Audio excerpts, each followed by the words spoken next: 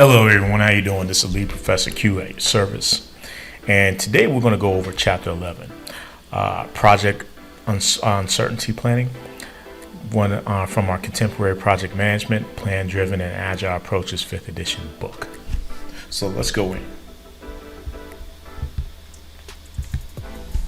Some of the areas that we're going to cover today are just plan risk management, identifying risk, and risk analysis.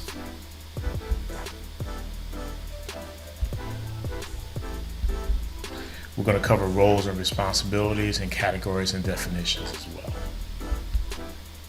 So let's go ahead and talk about plan risk management. What is plan risk management? Plan risk management is a process of defining how to conduct risk management activities for a project. You have to keep in mind that a project manager must understand the success measures and the priorities for a project in order to develop a risk management plan. The risk management plan decides details to approach, plan, and execute risk management activities. So when we're talking about plan risk management, what constitutes project success? Meeting various agreements. Did the project meet customer expectations? Did the project help the performance organization? There's new technologies, employee growth. You have to meet agreements. You have to have customer success. You have to perform organization success, and you have project team success that you have to keep in mind as well. When you're dealing with this, these are all factors that help with the overall project risk management. Now, risk management planning and stakeholder priorities. We must understand that what the project plan calls for. You have to understand the area and the most important stakeholders like to improve. Another thing to consider is you have to understand where stakeholders are willing to sacrifice to enable the improvements of a project and how it's run. When understanding the project risk, things you have to consider. Risk management includes the guidance on how to perform 3 risk management activities. The first one that comes into play is you have to decide what level of risk premium to charge for the project. The second one is you have to mitigate the risk external to the firm through contract clauses and risk internal to the firm throughout the agreements. Also, you have to manage risk very carefully through specifically designed weekly conference call meetings and reports. So, these are things that we have to keep in mind at all times and review with our project team at all times. It provides guidelines on performing risk management activities. We have to have an understanding of the project risk. So, what is a project risk? Is anything that may impact the project's team's ability to achieve general project success measures and the specific project stakeholder priorities. We have to understand what a threat is. A threat is a risk that will have a negative impact on the project objective if it occurs. Also, there's opportunity. And that basically is a risk that would have a positive effect on one or more project objectives. These are things to keep in mind when we're dealing with risk. We have what's called the risk management. So risk management plan is part of the project management plan that describes how risk management activities will be prioritized, monitored, planned, and performed. Also, they're used for communicating with project stakeholders and for follow-up analysis. We have to encourage wide participation in risk management activities. More perspectives considered leads to more risk uncovered. Participation encourages buy-in to a risk management approach. You have to identify who is responsible for each risk.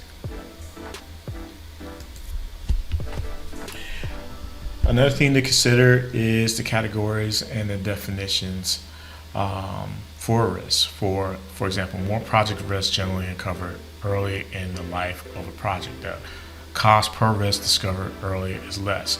Risk discovered late in a project can be expensive. Yet categorizing risk often leads to more thorough risk identification. You have to classify by the stage of the project life cycle. You have the project objective that would be impacted. You have internal versus external to the project risk that you have to consider, and what is known versus what is unknown. Therefore, dealing with the uncertainty. So, categories and definitions. A known can be planned and managed with certainty. A known unknowns can be identified and may or may not happen. Then we have unknowns and unknowns, which are true uncertainties that we really can't plan for. Example of known knowns would be like cement will harden, and known unknowns will be bad weather will happen. And unknown unknowns include 100-year flood or once in a lifetime flood. Now, let's talk about identifying risk, like gathering information, reviews, understanding relationships, and risk registers. When we're identifying risk, it is a process of determining which risk might affect the project and documenting these characteristics. There's information gathering, right?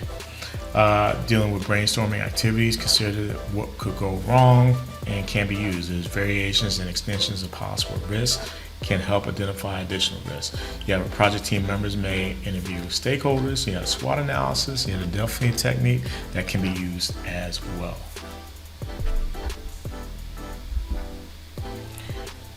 Let's go in on the SWOT analysis. SWOT analysis is a detailed analysis of the project's strengths and weaknesses and opportunities and threats. I believe we covered that in a previous chapter. Also, there's the Delphi technique. This is an information gathering technique whose goals is to reach consensus among the group of experts, involves soliciting anonymous expert opinions and summarizing them and sending them back to the experts for further comments and improvements. These are just ways to gather information for us to determine what those risks are. Now, understanding relationships. We need to understand what root cause analysis is. It's an analytical technique to ascertain the fundamental or causal reasons that affect one or more variances, defects, or risk. Typically organizations may use a flowchart to learn the cause and effect relationship to risk events. You got to consider why a certain risk event may happen through root cause analysis as well. You have to understanding relationships. So you have to trigger conditions is a circumstance under which a risk strategy or risk action will be invoked. Then we have what's called a risk register. And this is a document containing the results of a qualitative risk analysis, quantitative risk analysis, and the risk response planning. It identifies all identified risks, including the description, category, cause, probability of occurring, impacts on objectives, proposed responses, owners, and current statuses.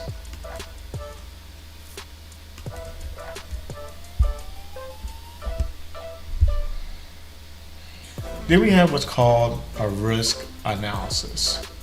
When you're dealing with risk analysis, you have to perform quantitative risk analysis. And every project team must consider risk diligently. Ultimately, they must be able to report the major risk to decision makers, and that's what perform qualitative risk analysis does. So to perform qualitative risk analysis, you have to perform, it's basically a process of prioritizing risk for further analysis or action by assessing and combining their probability of occurrence and impact. So things you have to consider: how likely is this risk to happen? How big will the impact be? And the qualitative risk analysis must be performed on all projects. And here is just an exhibit. Take a look at this exhibit or this matrix. It's a comparison between plan-driven or waterfall and agile approaches for project uncertainty planning. So you have category of project uncertainty planning questions when are risks identified, what types of risk or analysis are used, what risk response strategies are used, and we can go on and go on.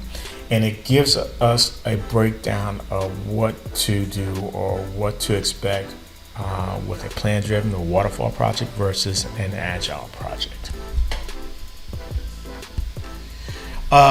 From a risk perspective, when working within an agile project, these are some of the key terms that you might want to use. But continuously identifying risk, basically, it's a specific effort to use feedback and engage team to identify risk. That's important.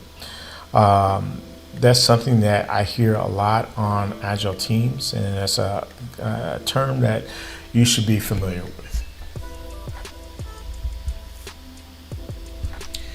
And that is it for our presentation on risk. If you have any comments or feedback, please go ahead and put them in my comment section. And this is just basically a high-level overview of what project uncertainty planning is. Everybody, if you have any questions or feedback, just give me, put it in my comments field or email me. And you have a good rest of your day. Goodbye.